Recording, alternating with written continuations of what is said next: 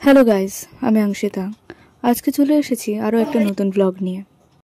নন্দনে Filmfare festival চলছিল, তো মনে হলো যে আমিও একটু ঘুরে আসি। আমার মনে হয় কিছু একটা প্ল্যান করলে সেটা করে ফেলা উচিত, পরের জন্য ফেলে রাখা উচিত না।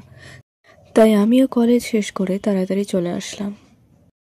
পুরো ঝিকঝিক ঝিকঝিক করতে করতে এগিয়ে যাচ্ছে। শিয়ালদা থেকে অনলি 5 রুপিস দিয়ে টিকিট কেটে আমি বালিগঞ্জে পৌঁছিয়ে গেলাম। তারপর কি স্টেশন থেকে নেমে একটুখানি হেঁটে আমরা বাস ধরে নিলাম। বাসে উঠে কিছুক্ষণ ওয়েট করার পরেই আমি পৌঁছিয়ে গেলাম এক্সাইড মোড়। তারপর আর কি, ওয়েলকাম টু নন্দন। যে কোনো মানুষ প্রথম কোথাও গেলে খুব এক্সাইটেড হয়, তবে আমি এক্সাইটমেন্ট বেশি দেখাতে পারি না, তাই নো রিয়াকশন নিয়ে ভিতরে ঢুকে গেলাম।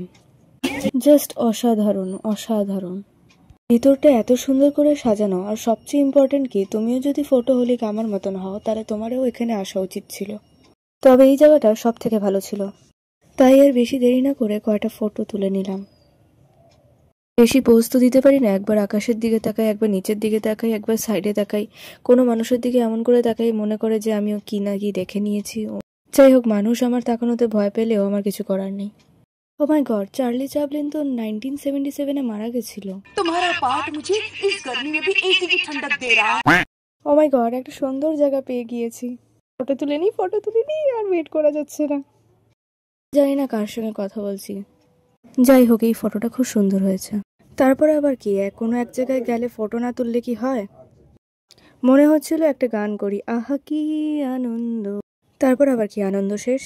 তারপর আবার কি, নন্দনের সামনে একটা ফটো নিয়ে বাড়ি চলে আসলাম। Tata, like, subscribe and follow.